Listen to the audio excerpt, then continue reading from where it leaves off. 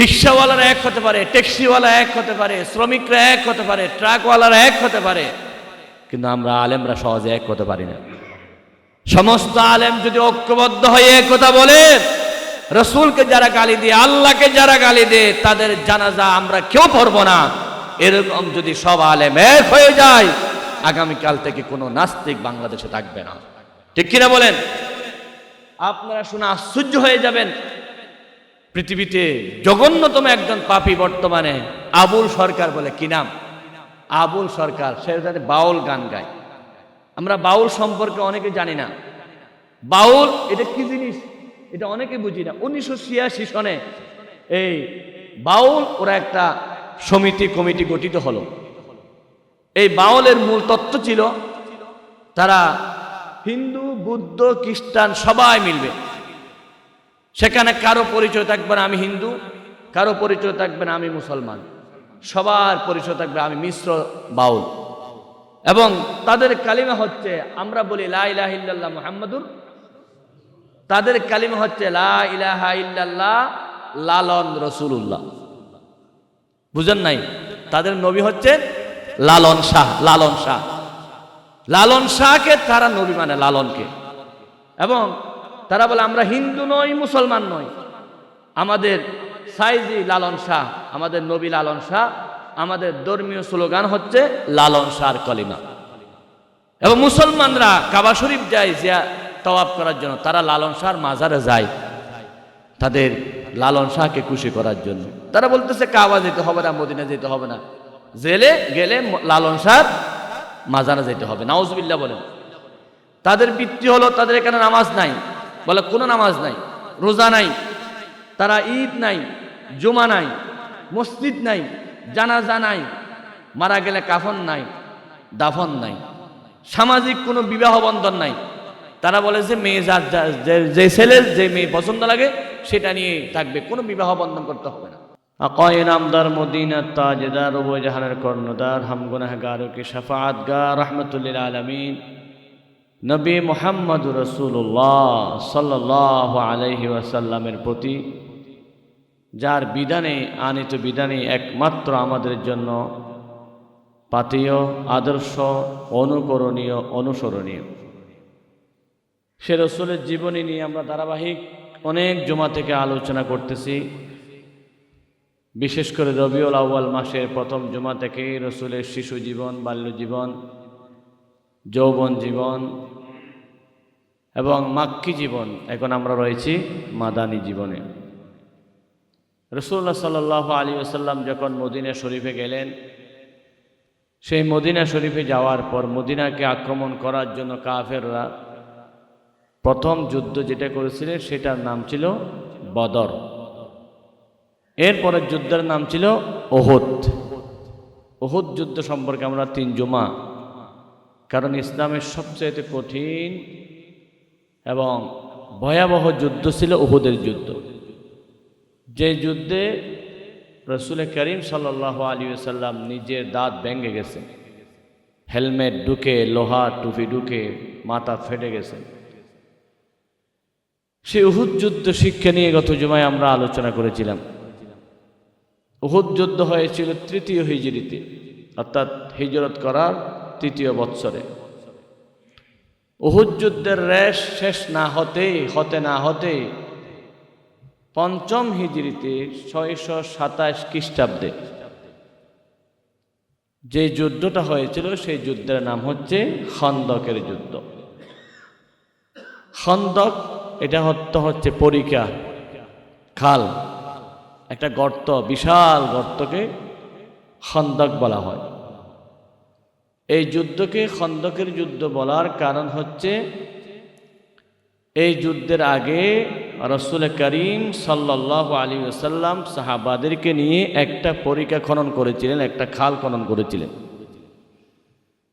যারা মক্কা শরীফ গেছেন তারা এগুলো দেখে আসছেন, যারা মক্কা যান নাই, ইউটিউবের যুগ, গুগলে সার্চ দিলেই সব দেখতে পান।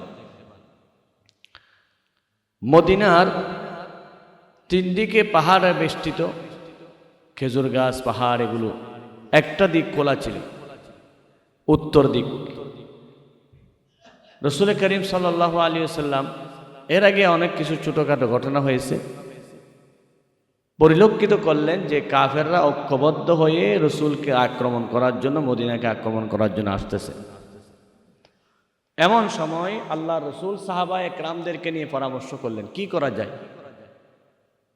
প্রথম বৎসরে বদর যুদ্ধ, এটা রেস্ট কাটতে না কাটতে উহুদ যুদ্ধ, এরপরে আবার খন্দকের যুদ্ধ। এগুলো কি স্বাভাবিক কথা? যুদ্ধের ঘাম শুকায় না, রক্ত শুকায় নাই, এখনো বেদনা যায় নাই, কারো আপন জনরা মারা গেছে, রসুল্লাহর আপন চাচা হামজা শহীদ হয়েছেন, 70 জন বড় বড় রসুল্লাহ সাহাবারা শহীদ হয়েছেন উহুদের ময়দানে। এটার দুঃখ কাটতে না কাটতেই হঠাৎ আবার খন্দক, এটা কেমন বিপ্লব! অথচ রসুল্লাহ সাল্লাল্লাহু আলাইহি ওয়াসাল্লাম দোয়ার মাধ্যমে সব করতে পারতেন। এমন পাওয়ার ছিল, রসুল্লাহ দোয়া করার আগেই কি হয়ে যেত? কবুল হয়ে যেত। আল্লাহ নবী যদি দোয়া করতেন, আল্লাহ এত যুদ্ধ বিগ্রহ আমি করতে পারবো না, তুমি সব কাফেরকে ধ্বংস করে দাও, মুসলমানকে বিজয় করে দাও, মদিনাকে ইসলাম রাষ্ট্র করে দাও, এটাই আমি দোয়া করি, অবশ্যই কবুল করতেন কে? আল্লাহ রাব্বুল আলামিন। যেমন হযরত নূহ আলাইহিস সালাতু ওয়াস সালাম আল্লাহর দরবারে দোয়া করেছিলেন, রব্বি লা তাযার আলাল আরদি মিনাল কাফিরিনা দাইয়ারা ইন্নাকা ইন তাযারহুম ইউদিল্লু ইবাদাকা ওয়া লা ইয়ালিদু ইল্লা ফাজিরান কাফফারা। আল্লাহু আকবার। নূহ আলাইহিস সালাতু ওয়াস সালাম জাতির বেয়াদবিতে অসহ্য হয়ে আল্লাহকে বললেন, আল্লাহ রব্বি লা তাযার আলাল আরদি, এই জমিনে একজন কাফেরের বাচ্চাও তুমি বাঁচায়া রাখিও না, কাফেরের আন্ডা বাচ্চাকে ধ্বংস করে দাও। কেন? ইন্নাকা ইন তাযারহুম, তাদের একজন আন্ডা বাচ্চা যদি থেকে যায়, এক সময় সে বড় হবে, মুসলমানদেরকে আবার কষ্ট দিবে, পথভ্রষ্ট করবে, সেজন্য ওদের আন্ডা বাচ্চা পর্যন্ত তুমি আল্লাহ ধ্বংস করে দাও। দোয়া করেছিলেন হযরত নূহ আলাইহিস সালাতু ওয়াস সালাম। আল্লাহ দোয়া কবুল করেছেন, করেন নাই? নূহ আলাইহিস সালাতু ওয়াস সালামের দোয়া কবুল করে তুফান শুরু হলো, নিচ থেকে পানি উঠতে লাগলো, উপর থেকে পানি পড়তে লাগলো, সব ধ্বংস হয়ে গেল, একজনও বেঁচে ছিল না। আমার দয়াল নবীও যদি সেভাবে দোয়া করতেন, আল্লাহ দোয়া কবুল করে নিতেন, মক্কার একজন কাফেরও বেঁচে থাকতো না। কিন্তু রাসূলুল্লাহ দোয়ার মাধ্যমে বিজয় করেন নাই, বিজয় করেছেন বিপ্লবের মাধ্যমে। কিসের মাধ্যমে? সাহাবায়ে কেরাম আবু বকর, ওমর, উসমান, আলী রিদওয়ানুল্লাহি তাআলা আলাইহিম আজমাইন সাহাবীদেরকে ঘরে থাকতে দেন নাই, বের হও, বদর শেষ, 1 বছর কাটতে না কাটতে বের হও, উহুদে যাও, 1 বছর কাটতে না কাটতে আবার খন্দকের ময়দানে যাও। আমরা হইলে বলতাম, হুজুর আপনার খাই দেয়ার খাজ নাই, এভাবে করে বারবার বারবার যুদ্ধের জন্য আমাদেরকে নিয়ে যাচ্ছেন। আমরা মনে করি যে ইসলাম শান্তির ধর্ম, ইসলামে কোনো মারামারি নাই, যুদ্ধ নাই, বিগ্রহ নাই, পৃথিবীর মানুষ এটা মনে করবে। আল্লাহ রাব্বুল আলামিন সেজন্য জানিয়ে দিলেন, ইসলাম শান্তি কখন হবে? যখন ইসলাম কায়েম হয়ে যায়। কায়েম হওয়ার আগে যা যা করা দরকার সব করতে হবে, জিহাদ করতে হবে, রক্ত দিতে হবে, আন্দোলন করতে হবে, বিপ্লব করতে হবে, সব কায়েম করার পরে শান্তি কায়েম হবে, ঠিক কিনা? আপনি বলতেছেন ইসলাম মানে শান্তি, মারামারি না, আপনার শরীরে একটা ফুরা উঠছে, টিউমার উঠছে, এখন যদি বলেন হ্যাঁ শান্তি, এখানে কোনো কিছু করা যাবে না, কিন্তু ডাক্তারের কাছে গেলে ডাক্তার বলতেছে অপারেশন করতে হবে, কাটতে হবে, রক্ত জড়াতে হবে, তোমার 2-1 ব্যাগ রক্ত রেডি করে রাখিও, কারণ এটা বড় হয়ে গেলে তোমার আরো কষ্ট হবে।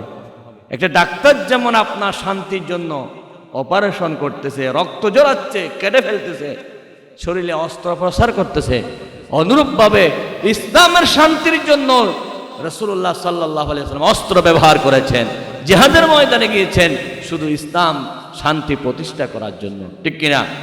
ওই টিউমারটা কেটে ফেলতে হবে, ওই পুরা কেটে ফেলতে হবে, ওই ময়লাগুলো আপনার শরীর থেকে ফেলে দিতে হবে। অনুরূপভাবে ইসলামের ষড়যন্ত্রকারী মহিলাদের বিরুদ্ধে জিহাদ করতে হবে, তাদেরকে ধ্বংস করতে হবে, আপনি ইসলাম মানে শান্তি বলে বলে ঘরে বসে থাকলে শান্তি কায়েম হবে না। রাসূলুল্লাহর মতো সবচাইতে শ্রেষ্ঠ মহান রাস্তায় নামতে হয়েছে, লোহার টুপি পড়তে হয়েছে, অস্ত্র হাতে নিতে হয়েছে, যুদ্ধ করতে হয়েছে। খন্দকের যুদ্ধ হলো পরীক্ষা খনন করার জন্য। রাসূলের সাহাবীদের মধ্যে একজন বয়োজ্যেষ্ঠ সাহাবী হযরত সালমান ফারসি রাদিয়াল্লাহু তাআলা আনহু রাসূলকে পরামর্শ দিলেন। কারণ সালমান ফারসির বাড়ি ছিল ফারস্য নগরে। ফারস্য নগরের ওনারা বললেন, হুজুর যুদ্ধ তো বদর করেছেন, উহুদ করেছেন, আমি একটা পরামর্শ দিই, বারবার তারা যাতে মদিনা আক্রমণ করতে না পারে। 3 দিক থেকে পাহাড়, একদিকে খোলা আছে, সেই জায়গাকে আমরা যদি নদী খনন করে ফেলি, ওই দিক থেকে আর কাফেররা মদিনাতে ঢুকতে পারবে না। সুবহানাল্লাহ। খন্দক একটা পরীক্ষা খনন করলেন। পরামর্শ দিয়েছিল কার? হযরত সালমান ফারসি রাদিয়াল্লাহু তাআলা আনহু। ওনার অনেক ইতিহাস, অন্য সময় জানবো সেই ইতিহাস। রাসূলের কাছে কথাটা খুব ভালো লাগলো যে একটা সাইড বাকি আছে পাহাড় ছাড়া, সেই সাইডটাও আমরা নদী খনন করে, পরীক্ষা খনন করে সেই সাইডটাও আমরা ব্লক করে ফেলবি, তাহলে মদিনা শরীফে আক্রমণ করতে পারবে না। এটা মদিনাকে সেভ করার জন্য, ইসলামকে সেভ করার জন্য। বারবার বলতেছি, ইসলামের কোনো যুদ্ধ আক্রমণাত্মক নয়। রাসূল মদিনা থেকে গিয়ে মক্কা আক্রমণ করতেছে না, তারা মক্কা থেকে আক্রমণ করলে পরে মদিনা যাতে সেভ থাকে সেজন্য রাসূল হেফাজত করার জন্য মদিনাকে, দিনকে আত্মরক্ষামূলক কাজগুলো করে যাচ্ছে। এটার নাম হলো ইসলাম। সুবহানাল্লাহ। এই যুদ্ধে আরেক নাম হচ্ছে আহজাবের যুদ্ধ। কোরআনুল কারীমে 114টা সূরার মধ্যে 33 নম্বর সূরার নাম হলো আহজাব। আহজাব হচ্ছে হিজবুনের বহুবচন দল। সমস্ত দল ঐক্যবদ্ধ হলে, সংঘবদ্ধ হলে সেটাকে বলা হয় আহজাব। মক্কার কাফেররা এক হয়েছেন, মদিনাকে ধ্বংস করে ফেলবে। মক্কার কাফেররা মনে করতেছে আমরা এক হয়ে কবার দিতে পারবো না। ইহুদিদেরকে সংযুক্ত করলেন। ইহুদিরা 3 গোত্র, বনু নদীর, বনু কায়নুকা, আমার বন্ধুগণ বনু কুরাইজা, সব ইহুদিরা এক হলো শুধু রাসূলকে, ইসলামকে ধ্বংস করার জন্য। ইহুদি, খ্রিস্টান, কুফফার, পৌত্তলিক সবাই এক হয়েছে কি করার জন্য? ইসলামকে ধ্বংস করার জন্য। সবাই এক হয়েছে, সেজন্য এই যুদ্ধের নাম হচ্ছে সম্মিলিত বাহিনীর যুদ্ধ, আহজাবের যুদ্ধ। বুঝে থাকলে বলুন, আহজাবের যুদ্ধের মধ্যে কারা এক হলো? মুসলমান ছাড়া সকল কাফের, ইহুদি, নাসারা, খাসারা সবাই ঐক্যবদ্ধ হয়েছে ইসলামকে ধ্বংস করার জন্য। সেজন্য এটাকে বলা হয় আহজাবের যুদ্ধ। আমার ভাইয়েরা, এখান থেকে আমরা শিক্ষা নিতে পারি, ইসলামকে ধ্বংস করার জন্য যদি কাফেররা একমত হয়ে যায়, ঐক্যবদ্ধ হয়ে যায়, তাহলে ইসলামকে রক্ষা করার জন্য আমাদেরকে ঐক্যবদ্ধ হওয়া দরকার আছে কি নাই? ওরা ধ্বংস করার জন্য ঐক্যবদ্ধ হয়েছে, আহজাবের যুদ্ধ করতেছে, আর মুসলমানদেরকে রক্ষা করার জন্য ঐক্যবদ্ধ হতে হবে, ঠিক কিনা? কিন্তু মুসলমানের মধ্যেই আমরা ঐক্যবদ্ধ হতে পারি না। ফেরকাবন্দি, আকীদা ঠিক নাই, মযহাব ঠিক নাই, এই কথাগুলো বলে বলে আমরা মুসলমান এক হতে পারতেছি না। এটা আমরা পারতেছি না তা নয়, ইহুদি খ্রিস্টানরা আমাদের মধ্যে টাকার বস্তা দিয়ে, হাদিয়ার বস্তা দিয়ে আমাদেরকে ডাইভার্ট করে ফেলতেছে। তোমরা ঐক্য হইও না, কারণ ঐক্য হলে পরেই আমরা ইহুদিরা শেষ হয়ে যাব, আমরা খ্রিস্টানরা আর সফল হতে পারবো না। সেজন্য মুসলমানরা যদি ঐক্যবদ্ধ হতে না পারে, মুসলমানদের বড় বড় আলেমদের পর্যন্ত তারা কিনে ফেলে এবং তারা মঞ্চে এসে বলে অমুকের আকীদা খারাপ, সেজন্য আমরা এক হতে পারি না। জোরে বলুন নাউজুবিল্লাহি মিন যালিক। খ্রিস্টানরা ইহুদিকে মানে না, ইহুদিরা খ্রিস্টানকে মানা, এক একজনের ভিন্ন এক এক। ইহুদিরা খ্রিস্টান বলে হত্যা করবে, কারণ ইহুদিরা মনে করে আল্লাহর পুত্র হচ্ছে উযাইর আলাইহিস সালাম, আর খ্রিস্টানরা মনে করে আল্লাহর পুত্র হচ্ছে ঈসা আলাইহিস সালাম। নাউজুবিল্লাহ। একজনের সাথে অপরজন পরম দুশমন, সীমাহীন দুশমন, কিন্তু মুসলমান ধ্বংস করার জন্য তারা এক হয়ে যায়। আর আমরা মুসলমানদের কালিমা এক, নামাজ এক, রোজা এক, কাবা এক, নবী এক, কোরআন এক, কিন্তু আমরা এক হতে দেখছে না। কারণ আমাদেরকে ধোঁকা দিচ্ছে শয়তান, আমাদেরকে ধোঁকা দিচ্ছে ইহুদি খ্রিস্টানের এজেন্ট বানায় রাখতেছে, নাউজুবিল্লাহি মিন যালিক। সেজন্য আল্লাহ রাব্বুল আলামিন বলেন, ইয়া আইয়ুহাল্লাযীনা আমানু লা তাত্তাখিযুল ইয়াহুদা ওয়ান নাসারা আউলিয়া বা'দুহুম আউলিয়াউ বা'দ। হে ঈমানদারগণ, তোমরা ইহুদি খ্রিস্টানকে বন্ধুরূপে গ্রহণ করিও না, তাদের ফাঁদে ফা দিও না, তাদের থেকে টাকা পয়সা খেয়ে তোমরা দালালি করো না, কারণ তারা হলো পরস্পর বন্ধু।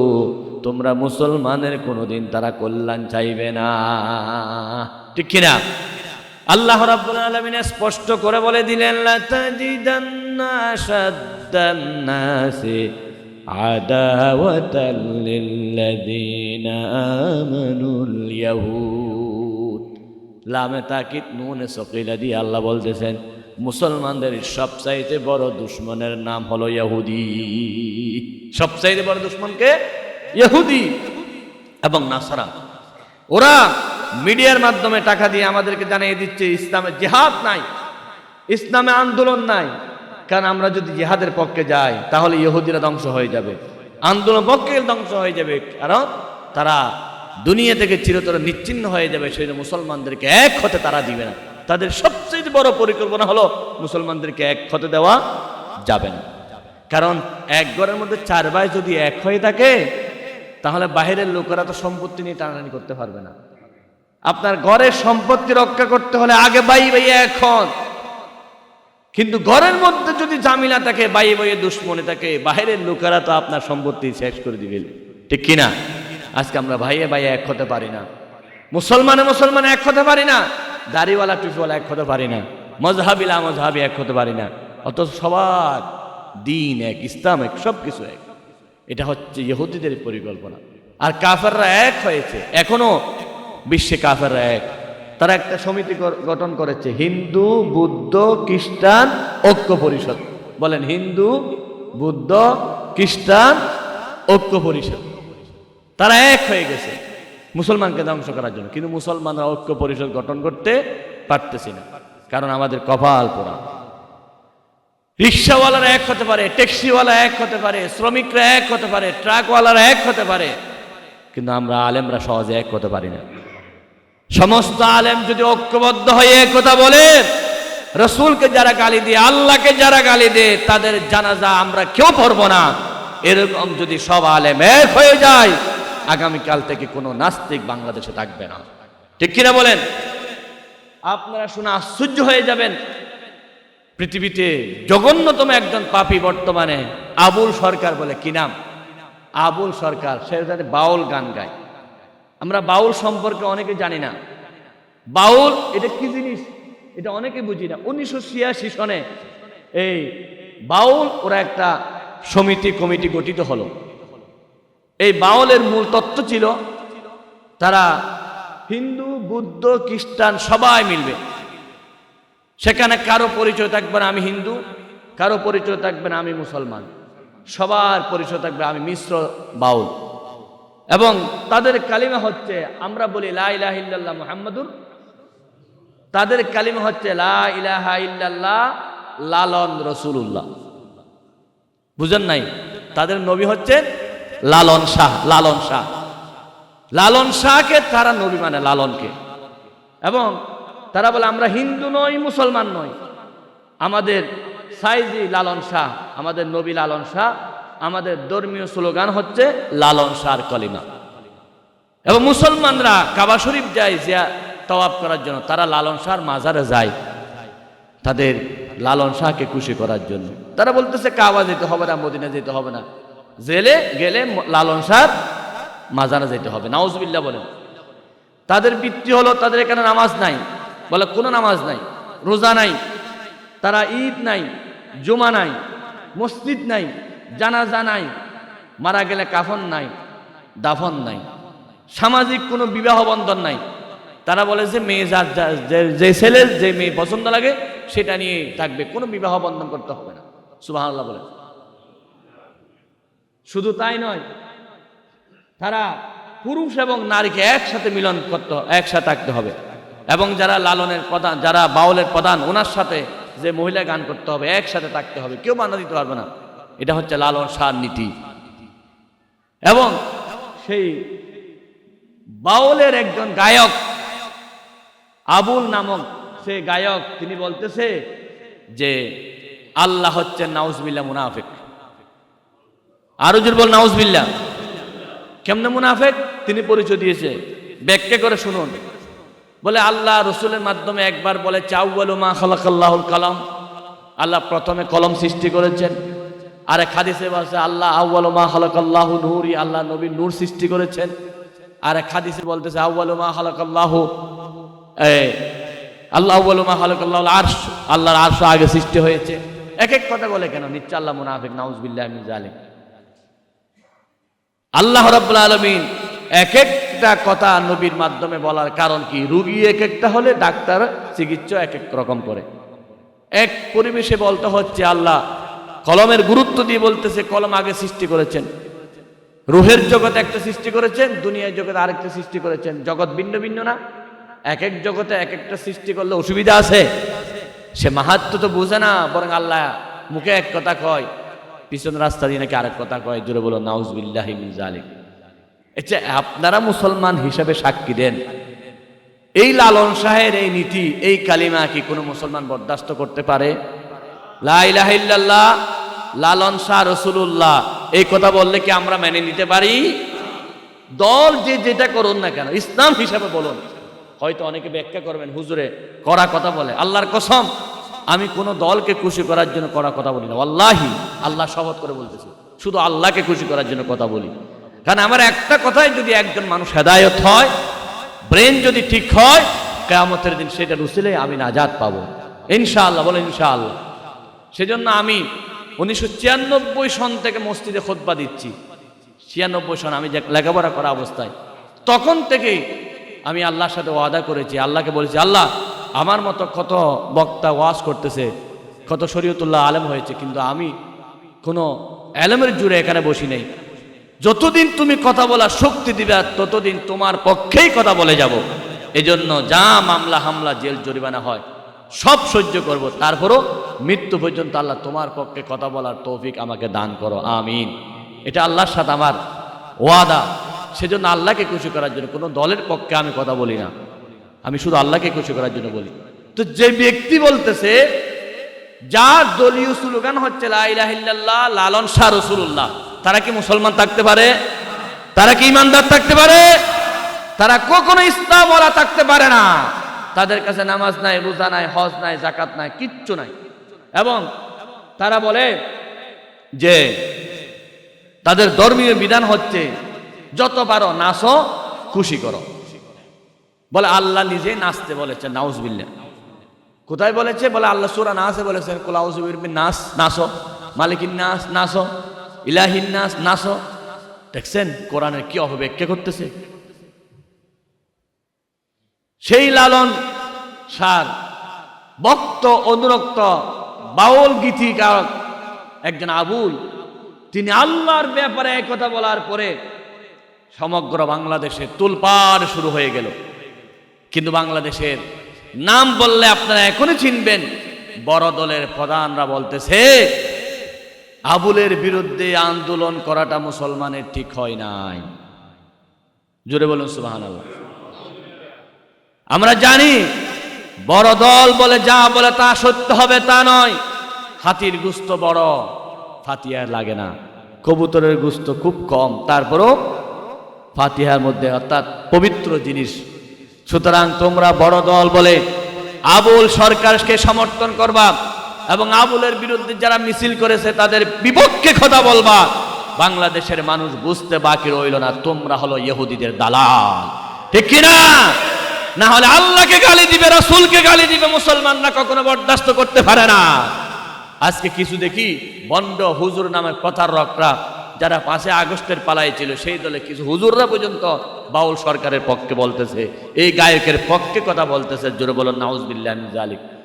ডক্টর ইউনূস সরকারকে ধন্যবাদ জানায়, তিনি এই বাউল যিনি গান গায় আবুলকে গ্রেফতার করেছেন, আলহামদুলিল্লাহ বলেন। মুসলমানের এক নাম্বার দাবি হলো সেই বাউল সরকারকে ফাঁসির মঞ্চে ঝুলাতে হবে। সে মুসলমানদের কলিজার দুশমন, ইসলামের দুশমন। সে রসুলকে গালি দিয়ে, আল্লাহকে গালি দিয়ে, কোরআনকে গালি দিয়ে, ইসলামকে গালি দিয়েছে। যতদিন পর্যন্ত তার ফাঁসি হবে না ততদিন আমাদের কলিজা ঠান্ডা হবে না। ঠিক কিনা বলেন? আইন আমরা হাতে নিতে চাই না, সরকার প্রশাসন দিয়ে এই আইন প্রয়োগ করতে হবে। যারা মুসলমানের ইসলাম ধর্ম বিশ্বাস করে না, রসুল মানে না, এবং যাদের কাছে তাওহীদ নাই, তহারত নাই, ঈমান নাই, হায়া শরম নাই, নৈতিকতা নাই, সবকিছু শিরকে ভরপুর, কোরআন বিরোধী, ইসলাম বিরোধী, এই দলকে বাংলাদেশে নিষিদ্ধ করতেই হবে। ঠিক কিনা বলুন? কারণ সেটা মুসলমানের জাতীয় দুশমন। সে গান গাইবে, আর আল্লাহ নাকি নাচতে বলেছে, গান গাইতে বলেছে। আল্লাহর বিরুদ্ধে কথা বলে মুসলমানরা সহ্য করতে পারে না। এটার জন্য রাসূল করিম সাল্লাল্লাহু আলাইহি ওয়াসাল্লাম যুদ্ধের ময়দানে হাজির হয়েছিলেন। 3 নম্বর যে যুদ্ধটা করেছিলেন সেই যুদ্ধের নাম ছিল খন্দকের যুদ্ধ, আর একটা নাম ছিল আহজাব। অর্থ হচ্ছে সম্মিলিত হওয়া, ঐক্যবদ্ধ হওয়া। আমরা সবাই ঐক্যবদ্ধ হতে রাজি আছি কি নাই? কিসের বিরুদ্ধে? এই সমস্ত বাউল ফাউলের বিরুদ্ধে, আল্লাহ রসুলের দুশমনের বিরুদ্ধে আমাদেরকে ঐক্যবদ্ধ হতে হবে। রাসূল করিম সাল্লাল্লাহু আলাইহি ওয়াসাল্লাম মাত্র 5000 সৈন্য নিয়ে, সাহাবী নিয়ে খন্দকের যুদ্ধ করার জন্য মদিনা শরীফ থেকে বের হলেন, সীমানার মধ্যে গেলেন। নবীজি নিজে মাটি খনন করা শুরু করলেন, সাহাবারা মাটি খনন করতেছে। আমার নবী নিজে মাটি বহন করতেছেন, সাহাবারা মাটি বহন করতেছেন। রাসূল করিম সাল্লাল্লাহু আলাইহি ওয়াসাল্লাম জীবনের শেষ বয়সে এসে কোমর এত ব্যথা হয়ে গিয়েছিল, উঠতে পারে না, লড়তে পারে না। আম্মা জানা আয়েশা সিদ্দিকা রাদিয়াল্লাহু তাআলা আনহা বলেন, আপনি এত কষ্ট পাচ্ছেন, কোমর ব্যথা কেন? আল্লাহর হাবিব বলেন, আয়েশা রে, তুমি তো আমার সুখের দিনের স্ত্রী, আমার কঠিনের অবস্থা তুমি জানো না। আমি নিজেই মাটি খনন করেছি, মাইলের পর মাইল খাল খনন করেছি। মাটি খনন করতে গিয়ে বড় বড় পাথর পড়েছে, ওই পাথরগুলো ভাঙতে গিয়ে আমি রাসূলুল্লাহর কোমর ভেঙে গেছে। ইসলামকে রক্ষা করার জন্য আমি এত কষ্ট করেছি, এখন সোজা করে কোমর নিয়ে দাঁড়াইতে পারি না ব্যথার কারণে। ইসলাম এমনি আসে নাই, আমার দয়াল নবীর কষ্টের বিনিময়ে ইসলাম পেয়েছি। ঠিক কিনা? রাসূল করিম সাল্লাল্লাহু আলাইহি ওয়াসাল্লাম সাহাবাদেরকে নিয়ে পরিখা খনন করলেন। ঐতিহাসিক গুণ লিখেছেন লম্বা ছিল 3 মাইল, কেউ কেউ লিখেছেন 5 মাইল, প্রশস্ত ছিল 30 ফুট, আর গভীরতা ছিল 15 ফুট। এই বিশাল খাল খনন করতে গিয়ে আমার নবী কত কষ্ট করেছেন। আমার ভাইয়েরা, হাদিস পড়লে বোঝা যায় রাসূল করিম সাল্লাল্লাহু আলাইহি ওয়াসাল্লামের কষ্ট, সাহাবায়ে কেরামদের কষ্ট। দয়াল নবী এবং সাহাবাদের কাছে খাবার ছিল, যা ছিল অল্পর মধ্যে সব খাবার পড়ে গেল। দয়াল নবী, রহমতের নবী, পেটের মধ্যে পাথর বেঁধেছে খানার অভাবে। বিজ্ঞানীরা বলেন, কেন পাথর বেঁধেছে?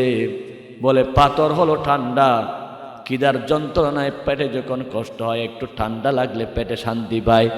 আমার নবী লাগাতার 4-5 দিন খানা খাই নাই, পেটে পাথর বেঁধে এই পরীক্ষা খনন করেছিলেন। রহমতের নবী দোয়া করলে সব হয়ে যেত। খানার অভাবে সাহাবায়ে কেরামরা যখন কষ্ট পাচ্ছে, খানা বন্ধ, পানি নাই, কিছু নাই, আল্লাহর নবী তখন কবিতা পড়তেছে, নাহানুল্লাযী বাঈউ মুহাম্মাদান আলাল জিহাদি মা বাকিনা আবাদা। কবিরা বলতেছেন, আমরা মুহাম্মাদের হাতে শপথ নিয়েছি, বায়াত নিয়েছি, খানা না থাকলেও, পানি না থাকলেও, জীবন যতক্ষণ আছে ততক্ষণ জিহাদের ময়দানে রাসূলের সাথে থাকবো। সুবহানাল্লাহ। খাবার নাই, এমন সময় পাথর মাটি খনন করতে গিয়ে একটা পাথরের উপর যখন কোড়াল পড়লো, পাথর থেকে আগুন বের হয়ে গেল। আমার নবী বলেন, ও সাহাবীরা, আমার হাতে দাও। রাসূলুল্লাহ কোড়াল যখন নাকি পাথরের উপর কোপ দিলেন, একটু করে আগুন ছিটকে মারলো। আমার নবী মুস্কি হেসে দিলেন। সাহাবারা বললেন, হুজুর, খাবার নয়, কষ্ট করে পাথর খনন করতেছেন, আপনি হাসলেন কেন? আল্লাহর হাবিব বলেন, আমি কোঠাল দিয়ে পাথর আঘাত করেছি, পাথর থেকে আগুন বের হয়েছে, ওই আগুন দিয়ে আমি সিরিয়ার বিজয় দেখতে পেয়েছি। আমি সিরিয়ার বিজয় দেখতে পেয়েছি। ইসলাম শুধু মদিনার ভিতর সীমাবদ্ধ থাকবে না, ইসলাম সিরিয়া বিজয় করে ফেলবে। সুবহানাল্লাহ। রাসূলুল্লাহ আরেকটা কূপ দিলেন, আবার আগুন ছিটকে পড়ল।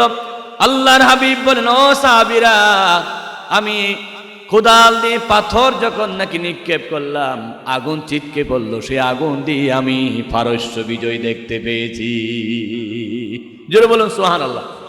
পারস্য মানে সিরিয়া, পারস্য, দুইটা বিজয় আমার রাসূল দেখেছেন। তার অর্থ হলো একদিন এমন আসবে পূর্ব থেকে পূর্ব ইসলাম বিজয় হয়ে যাবে, পশ্চিম থেকে পশ্চিম ইসলাম বিজয় হয়ে যাবে।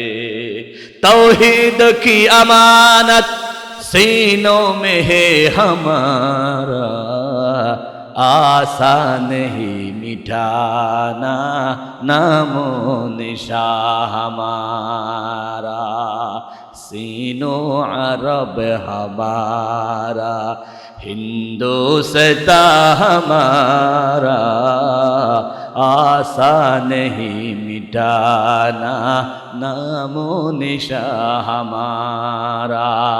गर तो मुसलमान है मरना तो एक दिन, शुहदाए करबला के तमन्ना हमारा।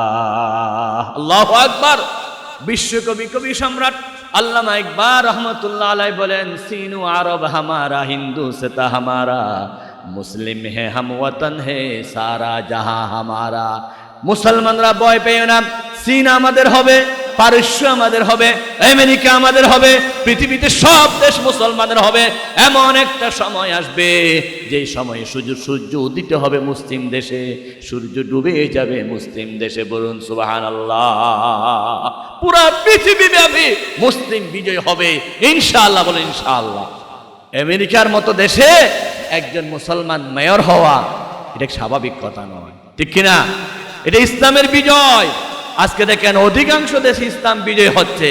বাংলাদেশ থেকে জালেম পালিয়ে যাওয়া এটাও ইসলামের একটা বিজয়, ঠিক কিনা বলেন? এগুলো সব ইসলামের বিজয়ের নিশান। চতুর্দিক থেকে বিজয় শুরু হয়ে যাবে। মুসলমানরা যদি ঐক্যবদ্ধ হয়ে যায় আহজাবের যুদ্ধের মতো, ইনশাআল্লাহ আগামী দিনের বাংলাদেশ হবে কোরআনের বাংলাদেশ, ঠিক কিনা? কোনো সন্দেহ নাই। তবে আমাদেরকে ঐক্যবদ্ধ হতে হবে, ওলামা একরাম ঐক্যবদ্ধ হতে হবে। সকল আলেমরা যদি সিদ্ধান্ত নেয় এই বাউলের মতো নাস্তিকরা মারা গেলে জানাজা পড়ব না, সমস্ত ওলামা একরাম যদি ঐক্যবদ্ধ হয়ে জানাজা না পড়ে, জানাজা কি আর কেউ পড়াতে পারবে? সুতরাং কয়েকজন যদি এরকম জানাজা সারা কাফন সারা মাটিতে ফেলাইয়ে দেয়, তারপর দিন থেকে সব নাস্তিকরা সোজা হয়ে যাবে, আর ইসলামের বিরুদ্ধে কোনো কথা বলবে না।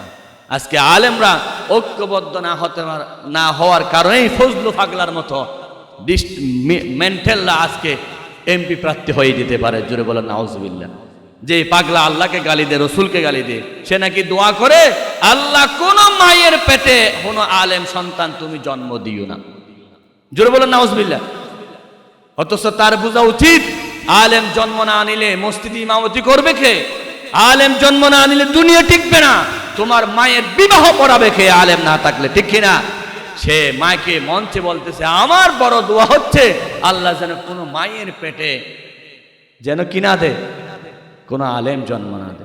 শুনেছিলাম বড় দল থেকে তাকে বহিষ্কার করেছে, কিন্তু আবার পরবর্তী তাকে নমিনেশন দিয়ে মানুষকে জানাইয়া দিল আমরাও সেই ফজলু পাগলের পক্ষের দলের মানুষ। জোরে বলো নাউজুবিল্লাহ। সেরকম একটা পাগলকে নমিনেশন দেওয়া মানে কি তাকে সমর্থন করা মানে নিজেকে কালারিং করে ফেলা, ঠিক কিনা বলেন? আমার ভাইয়েরা, সেজন্য আলেমদেরকে ঐক্যবদ্ধ হলে কোনো নাস্তিক বাংলাদেশে জন্ম নিতে পারবে না। আজকে বাংলাদেশে নাস্তিকের হিড়িক বেড়ে গেছে শুধু আলেমদের মতানৈক্যের কারণে। রাসূল করিম সাল্লাল্লাহু আলাইহি ওয়াসাল্লাম বলতেছেন, আমি সিরিয়া বিজয় দেখতে পেলাম, পারস্য বিজয় দেখতে পেলাম। সাহাবা একরাম বলতেছেন, হুজুর পেটে খাবার নাই, আপনি এগুলো কি কথা বলেন? খাবার অভাবে আমরা মরে যাচ্ছি, আপনি পেটে পাথর বেঁধেছেন।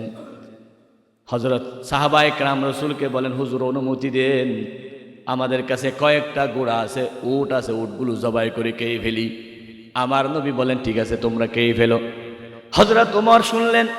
ওমর রাদিয়াল্লাহু তাআলা আনহু বলেন, হুজুর আপনি যে উটগুলো খেয়ে ফেলার অনুমতি দিলেন, আমি আপনার বিরোধিতা করব না, তবে আপনার কাছে পরামর্শ চাই। যদি উটগুলো খেয়ে ফেলি, আমরা যুদ্ধ শেষ হলে তাহলে ঘরে যাব কি করে, বাহন কোথায় পাবো, কি করে আমরা যাব? হুজুর আমি একটা পরামর্শ দিই, আপনি যদি অনুমতি দেন। ওমরের পরামর্শ কি সুন্দর দেখেন। হুজুর সাহাবা একরামদেরকে ডাকেন, তাদের কাছে খাবার একবারে না থাকলে অল্প অল্প হলো থাকতে পারে, খেজুর কয়েকটা খেজুর থাকতে পারে, কিছু পানি থাকতে পারে, যার যা আছে সবগুলো আপনার সামনে হাজির করতে বলেন। রসুল বলে তারপরে কি হবে? হুজুর আপনি দয়া করে সামান্য খাবারগুলো সামনে রেখে আপনি আল্লাহর দরবার হাত তুলবেন, বরকতের জন্য দোয়া করবেন। ওই সামান্য বরকতের খাবার আল্লাহ কোটি গুণ বাড়াইয়া দিবে। হযরত ওমরের কথা আমার নবীর কাছে ভালো লাগলো। রসুল ঘোষণা দিলেন, তোমাদের কাছে যার যা সামান্য সামান্য খেজুর আছে, পানি আছে, সব নিয়ে আসো। আল্লাহর হাবিব সেই খন্দকের পরিকার মাঝখানে রাখলেন। নবীজি চোখে পানি ফেলে আল্লাহর দরবারে দোয়া করলেন, আল্লাহ আমাদের যা আছে সব কিছু আপনার সামনে পেশ করেছি।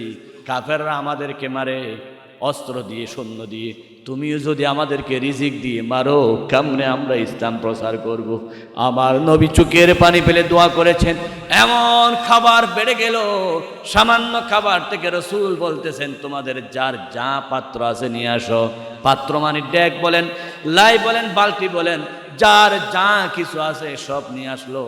আল্লাহর নবীর দোয়ার বরকতে খানা এত বেশি বেড়ে গেল, যার যা পাত্র আছে একেবারে পরিপূর্ণ করে, পাত্র পরিপূর্ণ করে খানা ঘরে পৌঁছাইয়া দিলেন। আল্লাহু আকবার, আল্লাহু আকবার। রাসূল করিম সাল্লাল্লাহু আলাইহি ওয়াসাল্লামের মুআজিজা। আল্লাহর হাবিব যখন নাকি কষ্ট করলেন, এর আগে হযরত জাবের রাদিয়াল্লাহু তাআলা আনহু, ঐতিহাসিকগণ অনেক জনের নাম বলেছেন, কেউ বলেছেন জাবের রাদিয়াল্লাহু তাআলা আনহু। গত জুমায়, আগের জুমায় জাবেরের ইতিহাস বলেছিলাম, আপনাদের মনে আছে কিনা জানি না, ধারাবাহিক আলোচনা চলতেছে। হযরত জাবের তো তিনি, যার আব্বা জান আব্দুল্লাহ রাদিয়াল্লাহু তাআলা আনহু জিহাদের ময়দানে শহীদ হয়ে গেলেন, 9টা মেয়ে রেখে গেলেন, কর্জ রেখে গেলেন। যে জাবের রাদিয়াল্লাহু তাআলা আনহু রসুলকে ঘরে নিয়ে আসলেন, কাঁচা খেজুর, পাকা খেজুর, আধা কাঁচা আধা কাঁচা পেগুরে খেজুরে রসুল্লাহ হাত বরকতের জন্য দিলেন। হযরত জাবের রাদিয়াল্লাহু তাআলা আনহু নবীকে বললেন, হুজুর আমার ঘরে সামান্য একটা ছাগল আছে, আপনি যদি অনুমতি দেন সেটা জবাই করে আমি কয়েকজনের জন্য খাবার রেডি করতে পারি। রসুল বলেন, তাড়াতাড়ি যাও। আল্লাহর হাবিবের অনুমতি নিয়ে তিনি যখন জবাই করে দিলেন ছাগলটা, সুন্দর করে রান্না করলেন, হয়তো 10 জন 20 জনে খানা খাইতে পারবে। আমার নবী ঘোষণা করলেন, জাবের রে, খানা রান্না করার পরে ডেকের ডাকনাটা তুমি তুলিও না, আমি নিজে এসে তুলবো। তোমার কাজ হচ্ছে রেডি করা, বাকি কাজ আমি নবীকে ছেড়ে দাও। হযরত জাবের রাদিয়াল্লাহু তাআলা আনহু রাসূলের এই কথা অনুযায়ী খানা রেডি করলেন। স্ত্রীকে বলেন, ডাকনা তুলিও না। আমার নবী এক এক করে যত সাহাবা আছেন সব সাহাবাদেরকে ডাক দিলেন। কার ঘরে? জাবেরের ঘরে। খানা হবে মাত্র 20 জনের। রসুল ডাক দিলেন 2-3 হাজার মানুষকে, সব জাবেরের ঘরে গেল। আল্লাহর হাবিব বলেন, বিসমিল্লাহ বলে আমি ডাকনা তুলবো। দয়াল নবী, রহমতের নবী বিসমিল্লাহ বলে সামান্য খাবারের ডাকনা তুললেন, আর ডাকনা তুলে রাসূলুল্লাহ খাবার বিলি করতে লাগলেন। হাদিস সাক্ষী, আমার নবী সকল সাহাবা একরামদেরকে পেট পুরা খাবার দিলেন। এরপর খাবার যা ছিল হুবহু সব খাবার রয়ে গেল। আল্লাহু আকবার। রাসূলের মুজিজা, আল্লাহ এমন বরকত দিলেন। একটা ছাগল খাইছে কয় হাজার মানুষ? 2-3 হাজার মানুষ। আল্লাহু আকবার বলেন। মুজিজা বে ইন্তেহা রব নে উসে কিয়া থা, কাফেরো জব শক্কু কমর কে লিয়ে আরজু কিয়া, নূরুন আলা নূর, নূরুন আলা নূর। ও আমার ভাইয়েরা, বরকত দেওয়ার মালিক কে? আর জোরে বলুন। আল্লাহ যদি বরকত দেয়, পৃথিবীতে কেউ টাকাইতে পারে না। আল্লাহ যদি ধ্বংস করে দেয়, কি পৃথিবীতে কেউ বরকত দিতে পারে না। আজকে আমাদের সমাজের লোকেরা বলে, হুজুর আপনারা যে নামাজের ওয়াজ করেন, আমি তো ব্যবসা করি, আমি যদি ব্যবসা করতে যাই তাহলে আমার নামাজের ডিস্টার্ব হয়, যদি নামাজ পড়তে চাই ব্যবসার ডিস্টার্ব হয়। অনেক ব্যবসায়ীরা দোকান বন্ধ করে নামাজ পড়তে চায় না, কারণ দোকান বন্ধ করলে 5 বার নামাজে গেলে ফজরের নামাজের সময় যদি ঘুম থাকে, জোহরে আধা ঘন্টা, আসরে আধা ঘন্টা, মাগরিবে আধা ঘন্টা, এশা আধা ঘন্টা, 2 ঘন্টা সময় যদি দোকান বন্ধ থাকে, অনেক কাস্টমার ফেরত যাবে। সেজন্য হাজার হাজার ব্যবসায়ীরা আজকে দোকান বন্ধ করে না, ব্যবসায়ীদেরকে খুশি, কাস্টমারকে খুশি করার জন্য, ব্যবসা করার জন্য। বাংলাদেশে মনে করেন যদি 10 লক্ষ ব্যবসায়ী থাকে, আমি এই মিম্বারে বসে আল্লাহর নামে শপথ করে বলতে পারি 10 লক্ষ ব্যবসায়ী থাকলে কমপক্ষে 9 লক্ষ ব্যবসায়ীরা দোকান বন্ধ করে না, নামাজের বিরতি দিতে চায় না। আর কিছু ভালো মানুষ আছে যারা নামাজ নিজে পড়ে এবং নিজে সুন্দর করে কর্মচারীদেরকে নামাজ পড়তে উৎসাহিত করে, এমন কিছু ব্যবসায়ী আছে কি নাই? আমি দেখেছি টেরিবাজারে অনেক ব্যবসার প্রতিষ্ঠান, আমাদের এই যে পরশমণি, আমাদের ইসমাইল সাহেব, ওনার দোকানে গিয়েছে, নামাজের আলাদা জায়গা রেখেছে, নামাজের সময়ে যার সময় নামাজ পড়তে পারার মতো কর্মচারীদের জন্য আলাদা সুন্দর করে আমাদের ইসমাইল ভাই নামাজের জায়গা রেখেছেন। এরকম অধিকাংশ ব্যবসায়ীরা নামাজের সময় কর্মচারীকে বলে নামাজ বাদ দিতে পারবা না, নামাজ ঠিক রাখতে হবে, তারপরে চাকরি করবা। কিন্তু অধিকাংশ ব্যবসায়ীরা নামাজের গুরুত্ব দেয় না, কারণ ব্যবসার সময় নামাজ পড়তে গেলে ক্ষতি হয়ে যাবে। আল্লাহ রাব্বুল আলামিন এই কথাটাই কোরআন শরীফের সূরা তাহার মধ্যে বলেন, ওয়া আমর আহলাকা বিস-সালাতি ওয়াসতাবির আলাইহা লা নাসআলুকা রিজকা নাহনু নারযুকুকা ওয়াল আকিবাতু লিত-তাকওয়া। আল্লাহ রাব্বুল আলামিন বলেন, তুমি নামাজ পড়ো, তোমার ছেলে সন্তানকে নামাজের হুকুম দাও, স্ত্রীকে নামাজের হুকুম দাও। রিজিক তোমাদের কাছে নয়, রিজিক হলো আল্লাহর কাছে। কার কাছে? তাফসীরে আসছে লা নাসআলুকা রিজকা, আমি তোমাদের কাছে রিজিক চাই না। এর ব্যাখ্যায় আসছে কোন নামাজি যদি নামাজের সময় দোকান বন্ধ করে দেয়, যোহরের সময়, আসরের সময়, মাগরিবের সময় নামাজের জন্য, আল্লাহ রাব্বুল আলামিন ওই ব্যবসায়ীকে এমন বরকত দিবে সে কল্পনা করতে পারে না। অথচ তার পাশে একজন বেনামাজি, উনি দোকান বন্ধ করে না, কাস্টমার সব ওনার কাছে চলে যায়, নামাজের কারণে 2 ঘন্টা উনি ব্যবসা কম করতে পারে। বেনামাজি দিনে যদি 10,000 টাকা লাভ করে, নামাজি যদি দিনে 7,000 টাকা লাভ করে, 3,000 টাকা যদি নামাজের কারণে লাভ কম করে, আমার আল্লাহ এমন বরকত দিবে। তাফসীরে আসছে বেনামাজির করে আল্লাহ কঠিন জটিল রোগ দিবে, অন্যায়ভাবে টাকা কামাইছে এগুলো হাসপাতালে দিয়ে আসতে হবে। আর নামাজির ঘরে আল্লাহ বরকত দিবে, ছেলে সন্তান নিয়ে শান্তি, স্ত্রী নিয়ে শান্তি, পুরা পরিবার শান্তিতে থাকবে একমাত্র নামাজের বরকতে। আল্লাহু আকবার। রিজিক কে দেন? আরো জোরে রিজিকের মালিক কে? সুতরাং আল্লাহকে নারাজ করে রিজিকের কোনো দরকার। রিজিক চাইতে হবে আল্লাহর পক্ষ থেকে। দুনিয়াতে আমি আর আপনি জমিন রোপণ করে দান রোপণ করি, কিন্তু দান দেওয়ার মালিক তো আল্লাহ। আমার আপনার দান হয়েছে, অনেক জনের কৃষক জমিনে দান হয় নাই, তাদেরকে আল্লাহ চালাচ্ছে, আমাদেরকেও চালাচ্ছে। আল্লাহ রাব্বুল আলামিন এবার বলেন, আফারাআইতুম মা তাহরুসুন আআনতুম তাযরাউনাহু আম নাহনুজ জারিউন। তোমরা কৃষি কাজ করো, তোমরাই কি দান ফলাও নাকি আমি আল্লাহ দান ফলাই? তোমাদের কাজ হচ্ছে রোপণ করে দেওয়া, ফলানোর মালিক হলো আল্লাহ। তুমি আল্লাহর উপর ভরসা না করে তুমি দানের উপর ভরসা করেছো, তুমি বলেছো আমার শ্বাসে জমিন বালা হয়েছে, সব দান হয়েছে। আমার আল্লাহ চাইলে কাটার একদিন আগে তুফান দিয়ে সব শেষ করে দিতে পারে, পারে কি পারে না? আল্লাহ চাইলে একটা তরমুজ বিচি থেকে 1000 তরমুজ বের করতে পারে, আল্লাহ চাইলে একটা শিমের বিচি থেকে 1000 বিচি বের করতে পারে। আর আল্লাহ চাইলে একেবারে কিছু না দিয়ে শূন্য হাতও ফিরাইয়া দিতে পারে। সুতরাং আপনার কৃষিতে ফসল বেশি হলো, এটা আপনার অবদান নয়, ফাঁস দেওয়ার কারণে নয়। আপনার কৃষিতে ফসল বেশি হলো আল্লাহর রহমতের কারণে। আল্লাহ যার প্রতি যে রহমত করে তার দোকানে তত বারকত বাড়াইয়া দেয়। তবে আল্লাহ রহমত পাওয়ার জন্য, আল্লাহকে খুশি করার জন্য যা যা দরকার, আল্লাহর পথে সদকা করা, দান করা, এতিম মিসকিন অসহায়কে খুশি করা, এগুলো যদি আপনি অব্যাহত রাখেন, আল্লাহ আপনার রিজিকের মধ্যে বরকত বাড়াইয়া দিবে। সেজন্য বলেছেন নামাজি দিনদার মুত্তাকি ব্যবসায়ীরা কিয়ামতের দিন রাসূলের সাথে জান্নাতে যাবে। সুবহানাল্লাহ বলেন।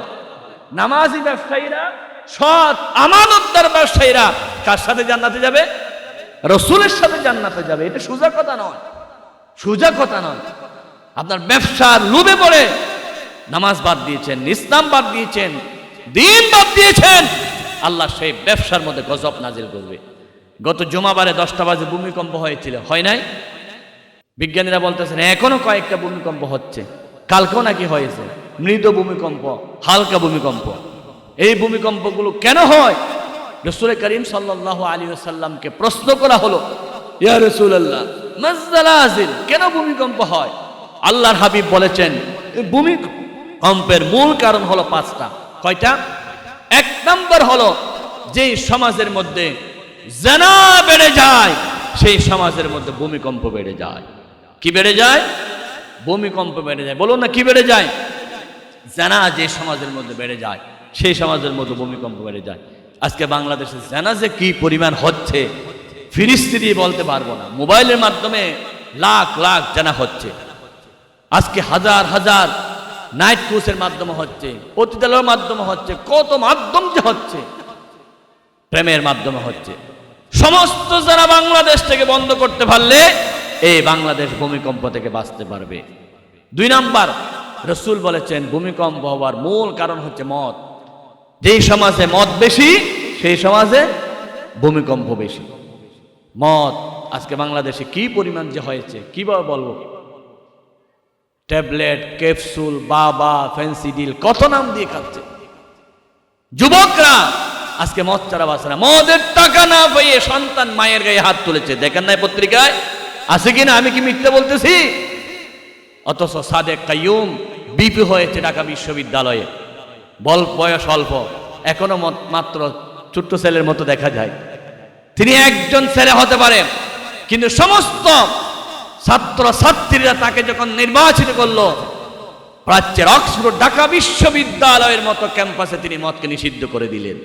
আলহামদুলিল্লাহ বলেন, বললেন আলহামদুলিল্লাহ। এটা কিসের ইঙ্গিত? সেটা হলো এটার ইঙ্গিত, যদি সাদেক কাইয়ুম বিশ্ববিদ্যালয় নেতা হয়, সে যেমন বিশ্ববিদ্যালয়ে মদ বন্ধ করে দেয়, সেরকম পুরা দেশের নেতা যদি ইসলামের মানুষদেরকে দেন, পুরা দেশ থেকে মদ বন্ধ হয়ে যাবে। তো পুরা দেশ থেকে মদ বন্ধ হয়ে গেলে পুরা দেশ থেকে ভূমিকম্প বন্ধ হয়ে যাবে, আর ভূমিকম্প আসবে না। এটা আমাদেরকে ইঙ্গিত দিচ্ছে সবাইকে ইসলামের পক্ষে আসার জন্য। ভূমিকম্প দিয়ে আল্লাহ জানিয়ে দিচ্ছে। 3 নম্বর, ভূমিকম্প হয় মানুষের গুনাহের কারণে। মানুষ যখন গুনাহ বেশি করে আল্লাহর গজব নাজিল হয়। আল্লাহ রাব্বুল আলামিন বলেন, যাহারাল ফাসাদু ফিল বাররি ওয়াল বাহরি বিমা কাসাবাত আইদিন নাস। জলস্থলে যত বিপদ হয় সব তোমার গুনার কারণে হয়। তোমার গুনার কারণে তোমার ছেলে মেয়ে অসুখ হয়, তোমার গুনার কারণে তোমার স্ত্রী বিপদে পড়ে। তাহলে চিকিৎসা কি? আল্লাহর দরবারে তওবা করো, গভীর রজনী করে কাঁদো, আল্লাহ আমি গুনাহ করেছি, কেউ জানে না, তুমি তো জানো। তুমি যদি মাফ না করো আমার আযাব তো শেষ হবে না, তুমি আমাকে মাফ করে দাও। আল্লাহ রাব্বুল আলামিন বলেন, ওয়ামা সাবাকুম মিন মুসিবাতিন ফাবিমা কাসাবাত আইদিকুম ওয়া ইয়াফু আন কাসীর। আমার আল্লাহ বলেন, দুনিয়াতে যত বিপদ হয়, মুসিবত হয়, সব তোমার হাতের কামাইয়ের কারণে হয়।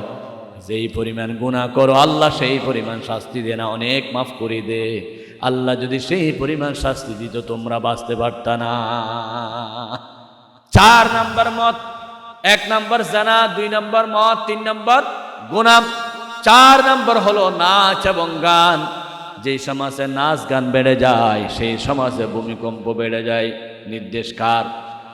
আল্লাহ রাব্বুল আলামিন বলেছেন, ওয়া মিনান নাসি মান ইয়াশতারি লাহুল হাদিস লিয়ুদিল্লা আন সাবিলিল্লাহি বিগাইরি ইলম।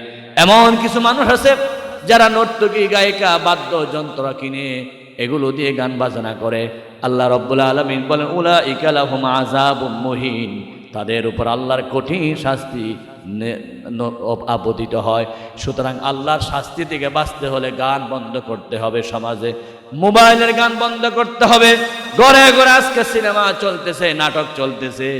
ও আমার ভাইয়েরা, আপনি আম গাছ রোপণ করে আল্লাহর কাছে হাজারো দোয়া করেন, আল্লাহ আম গাছে কাঁঠাল ধরাইয়া দাও, এটা যেমন সম্ভব নয় আপনার ঘরে টিভি আপনার ঘরে টিভি নাটক সব গুনাহ চলতে থাকবে আর আল্লাহর আযাব থেকে বাঁচতে থাকবেন, এটা সম্ভব নয়। এগুলো সব আমাদেরকে বাদ দিতে হবে। আল্লাহ রাব্বুল আলামিন যাতে আমাদেরকে কবুল করেন, জোরে বলুন আমিন। আমাদের সমাজের উপর আল্লাহ খাস রহমত নাজিল করেন, জোরে বলুন আমিন। ওমা তৌফিক ইল্লা বিল্লাহ। আসসালামু আলাইকুম ওয়া রাহমাতুল্লাহি ওয়া বারাকাতুহু। যারা সুন্নাত পড়ে নাই